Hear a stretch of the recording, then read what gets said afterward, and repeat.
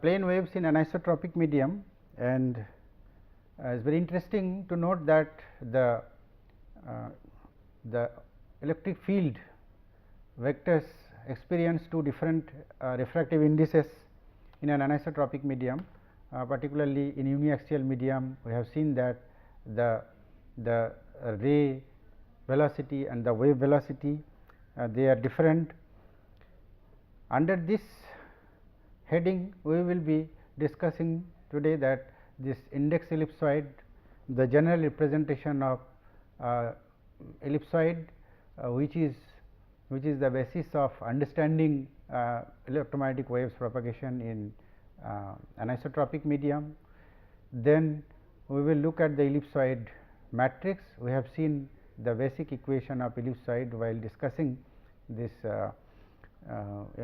propagation in anisotropic medium. Then we will see that how this ellipsoid can be rotated through Euler angle rotation to find out the principal axis system. This will give rise to the transformation matrix. Then there will be another way of doing this transformation by matrix diagonalization.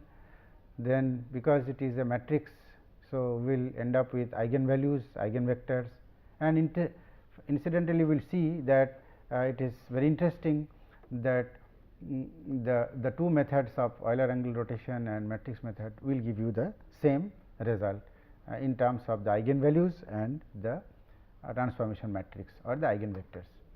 So, let us look at this index ellipsoid matrix, that is, in general, if you have an anisotropic medium which is characterized by the three refractive indices n x, n y and n z, you can write this index ellipsoid in this form. Note that this is the principal axis system, because you have three crystallographic axes along which the refractive indices are characterized as n x, n y and n z. But in any other coordinate system which is different from the crystallographic axis, crystallographic coordinate system, then this ellipsoid may look different. That is, you will have cross terms y z, z x, x y, and that is actually the general equation of an ellipsoid. And we will see that this ellipsoid is rotated from this ellipsoid when we consider with respect to the coordinate axis fixed with this system and fixed with any other system. So, when we consider the general ellipsoid equation, then it should it will look like this. You have an ellipsoid which is distorted, which is not distorted, which is having an inclination with the coordinate axis which is represented by the crystallographic axis, that is the principal axis system. So, in this system you can represent this x square by n x square plus y square by this. So, this is the ellipsoid equation, and this is also the general equation for the ellipsoid, and we considered that in general n x is not equal to n y, is not equal to n z. Now, it simply suggests that this ellipsoid and this ellipsoid are the same, but it is rotated, the axis is rotated or the ellipsoid is rotated with respect to the stationary axis system. Now, how we identify the ellipsoid?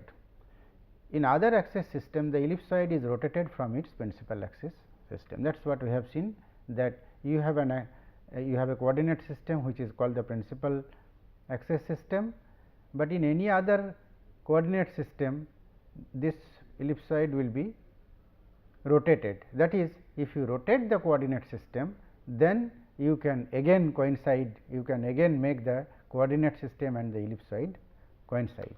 So, you can identify this from the cross terms, that is y z, z x and x y.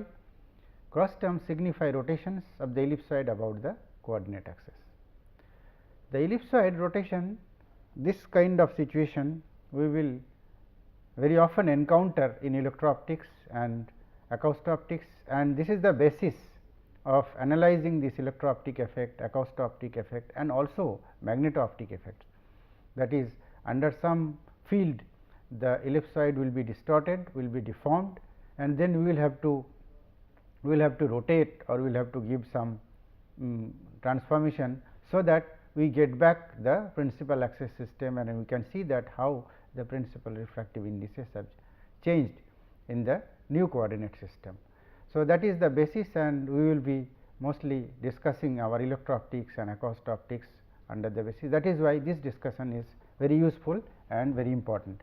An electric field deforms the ellipsoid in general with a rotation or change in the length of the ellipsoid axis. So, we will also consider this situation. Changes in the, and this will be obvious in a situation of isotropic medium in electro-optic system, where there will be only change in the length of the ellipsoid, minor major axis length of the ellipsoid. So, changes in the squared term signify change in the ellipsoid axis, but in that case there is no rotation. Similar situation, all these things may also happen in the case of the presence of acoustic field. So, there may be a distortion of the ellipsoid in presence of the acoustic field, in presence of the electro-optic electric field, or in presence of the magnetic field, that also we will see later. Okay. So, ellipsoid under some field, you can see that this is the ellipsoid under some field. There has been only a change in the length when you compare this ellipsoid with this one, but the axes are the same, the principal axes are all the same, but there has been a change in the length of the minor and major axis of the ellipsoid. That is, you see p x square, q y square, and r square, because the new ellipsoid equation involves only the squared terms, x square, y square, and z square. As a result, there is no rotation, but if there are cross terms, that is x y, y z, z x, that means there is a rotation. So, we will understand this situation. Now, the means to transform this ellipsoid to the principal axis system, we consider that there are cross terms, that is, we consider that the ellipsoid is changed under the action of some electric field or acoustic field or magnetic field. We will understand this phenomenon. So, in that case one may apply this Euler angle rotations to make the axis coincide with the principal axis, but alternatively one can do that matrix diagonalization of the ellipsoid matrix to look for the principal axis system. The three principal refractive indices will be the result, and we will get the three eigenvalues from the diagonalization of the matrices, and we will also end up with three eigenvectors, which will give you the transformation for the new coordinate system, and we will see how it happens. So, in both the ways we will take an example, and we will use both the methods to see how the changed ellipsoid can be made coincident with the principal axis system. So, first we will consider, we have already seen that Euler angle rotation, but we will make a quick visit of this Euler angle rotation in order to make a comparison with the matrix diagonalization process. So, an ellipsoid for an isotropic medium, uniaxial medium under some field will look like this. So, this may be equal to some electro-optic coefficient multiplied by the electric field. We will see that situation, which can be put as a constant k. N o and N e, they are the ordinary and extraordinary refractive indices, and we are very familiar with this ellipsoid, which is for an uniaxial medium, but this is under the principal axis system, that is the crystallographic axis system. Now, corresponding to this equation, we can write the ellipsoid matrix as 1 by n o square, 1 by n o square by 1 by n. So, these are the diagonal elements of this. The k matrix, k elements will appear in this off diagonal positions.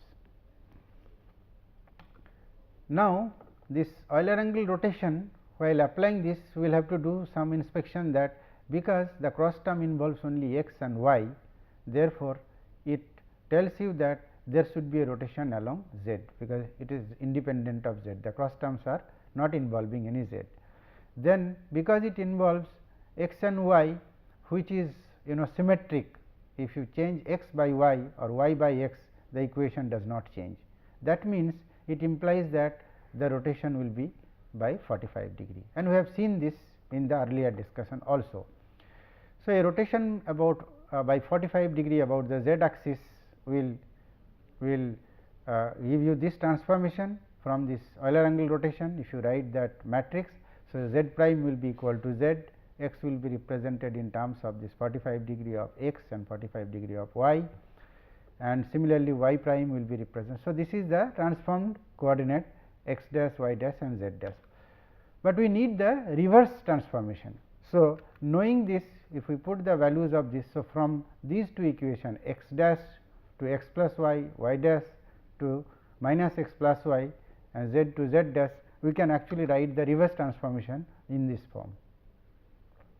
So, the ellipsoid in the new coordinate system will look like this, because in place of x, if I substitute this value of this, so square of this will appear, square of this will appear in place of this equation, x square plus y square by n o square, z will remain z prime as it is. So, we will have a change in only the x square and y square. So, that is what we are trying to write. So, effectively we can write this, because you have 1 by n o square plus 1, so plus k. So, we put two of them in one bracket. So, this is the new coefficient which is attached to x dash square, and this should be equivalent to 1 by n x dash square, and this should be equivalent to, this should be equal to 1 by n y dash square, and z, this n e remains as it is. So, we started with a medium which was uniaxial, because x and y refractive indices were same, but now we get the refractive indices which are all of them are different for x, y and z. So, that represents a biaxial system. So, the new ellipsoid in this case we can write as n x dash square by n x prime square by this, y prime square by n y square, z prime square by n z square equal to. So, this is again the known form of the ellipsoid. So, that means, under Euler angle rotation we have been able to bring the ellipsoid back into the principal axis system, and we have used that n x square is equal to 1 upon n square plus k, and similarly n y square equal to. So, let us remember that n x dash, the new n x representation for the principal axis system is equal to this, and n y for the new principal axis system will be equal to this, and n z equal to this. So, these are the three values of this n x, n y and n z. We will see the same result when we will apply this diagonalization method. Also remember that this transformation we imposed, that is x dash equal to this, y dash equal to this, which is corresponding to this matrix.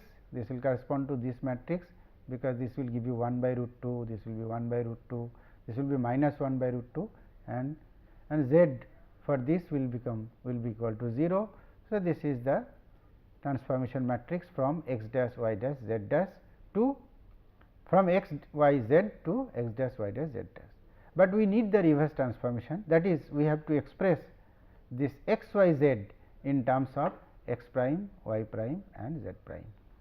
So, then the matrix will look like this, x y z will become 1 by root 2 minus 1, because in that case we will use this relation. So, these are the transformation matrix from x to x dash frame, whereas this is the transformation matrix which is from x dash frame to x frame. But we have used this. So, this equation we will remember and we will compare with the result that we obtained from the method of diagonalization. Okay. Now, we will use this matrix diagonalization. This will yield 3 principal refractive indices as eigenvalues. These 3 eigenvectors will be used to devise the new coordinate system, which will correspond to the transformation, and this will give you the new principal axis system. So, this is the mathematical operation that we will perform with this ellipsoid matrix, index ellipsoid matrix. So, this matrix we just write for 1 by n o square equal to a, 1 by n o square equal to a, and 1 by n e square equal to b. Therefore, this matrix equation for diagonalization, we have to write this eigenvalue equation, which is equal to determinant of this matrix A minus lambda I equal to, which is the eigenvalue matrix, is equal to 0, which is again very well known in the basic mathematics of matrix diagonalization. And by doing so, we write this determinant of this equal to 0, because a minus lambda, b minus lambda, this determinant will be equal to 0. If you open up the bracket, we will get this a minus lambda, b minus lambda, and k square b minus lambda equal to 0. Just from here, k this into this. Okay. So, from this equation, if you take b minus lambda bracketed out, then you will have a minus lambda square minus k square equal to 0. This gives you 2 possibilities, that this bracket may correspond to equal to 0, or this bracket b minus lambda may correspond to equal to 0.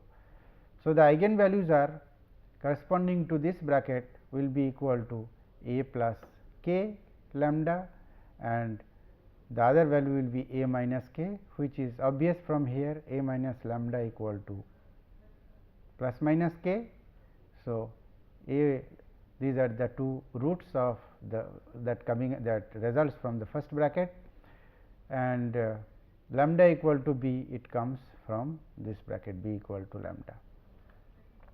Therefore, we get the eigenvalues, because lambda equal to a, lambda, because we have substituted a equal to 1 by n o square and b equal to 1 by n e square.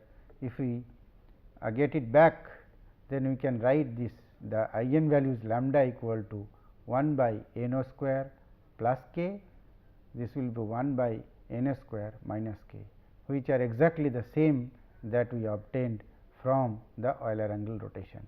So, this is your new n x square, 1 upon n x square, and this is 1 upon 1 n y square, which is the new principal refractive indices.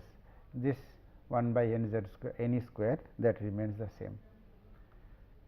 Now, we will have to look for the eigenvectors. Recall that eigenvalue equation A x equal to lambda x, and the eigenvector corresponding to this lambda a plus k, which is the first eigenvector we have called a plus k. If I use this eigenvector, then we can write this equation as a x equal to the eigenvalue a plus k x. So, if I just take the 3 simultaneous equation obtained from this matrix equation, a x plus k y equal to a x plus k x, this simply says that if you remove a x from either side, then you will end up with k y equal to k x. That means, x must be equal to y. So, that is what is implied by writing x equal to y.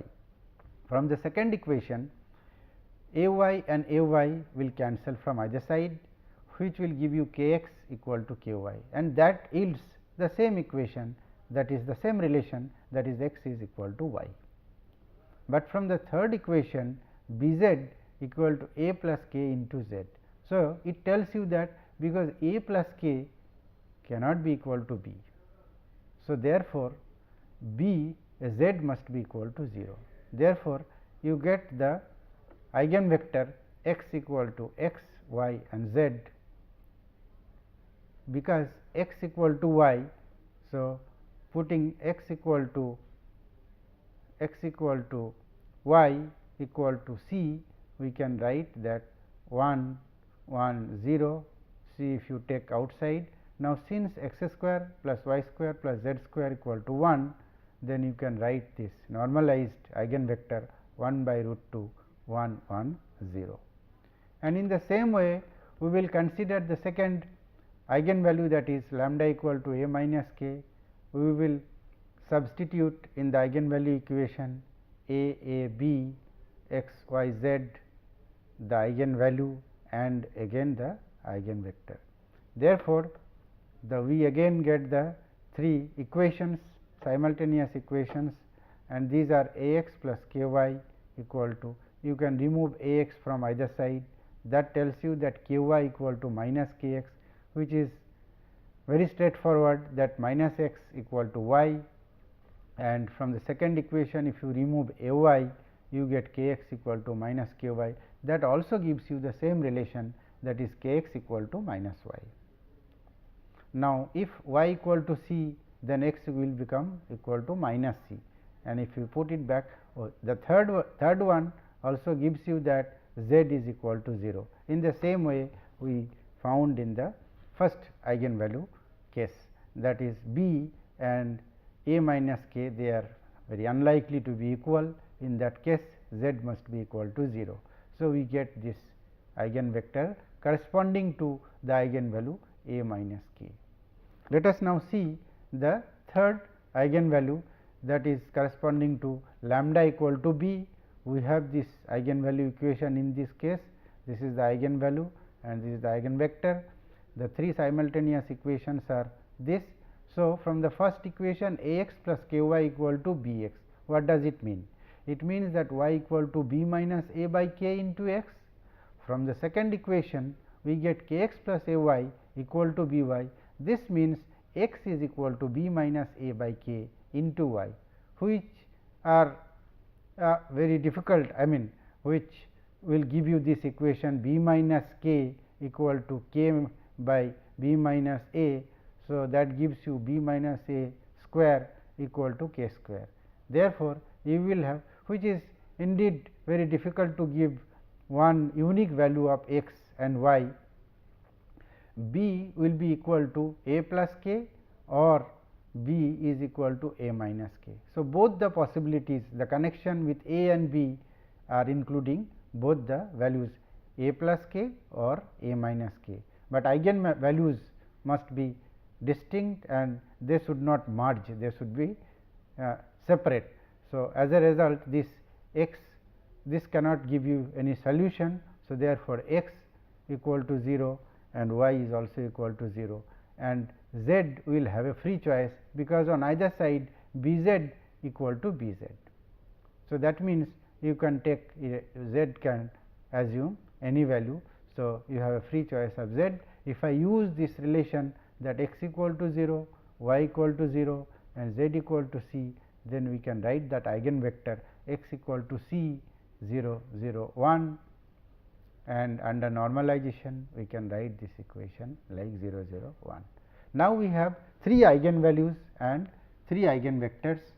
Then if I combine these 3 eigenvectors, then we can write this equation, this matrix as 1 by root 2 minus 1 by root 2. You can see this from here, 1 upon root 2, 1 upon root 2 0, here 1 upon minus 1 upon root 2 plus 1 upon root 2 0, and this will be 0 0 1.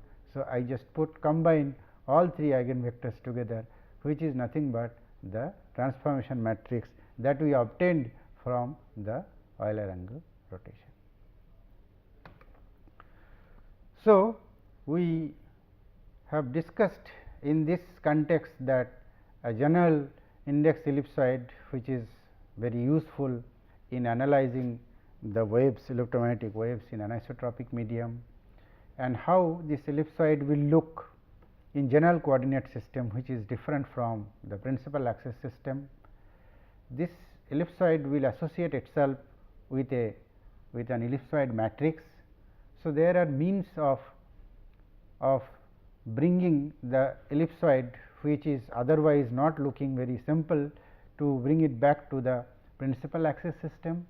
There are methods. One is this Euler angle rotation, that if I can give the proper rotation to the coordinate axis, then we can make the coordinate axis coincide with the principal axis system, that is the one which are associated with the crystallographic axis. The other method is to use this matrix transformation, and by diagonalizing the matrices we can and again get the eigenvalues and eigenvectors. We have seen that by using Euler angle rotation we get the principal refractive indices, and we also find the transformation matrix. By matrix diagonalization we also found that the three principal refractive indices, which are the same as we obtained from here, and these three eigenvectors were combined together to get the transformation matrix. So, this discussion is very useful and we will be very often on using in the analysis of electro-optic effect, the modulators, switching of the modulators by considering just diagonalization or this Euler angle inspection for evaluating the electro-optic, magneto-optic and acousto-optic effects. Thank you very much.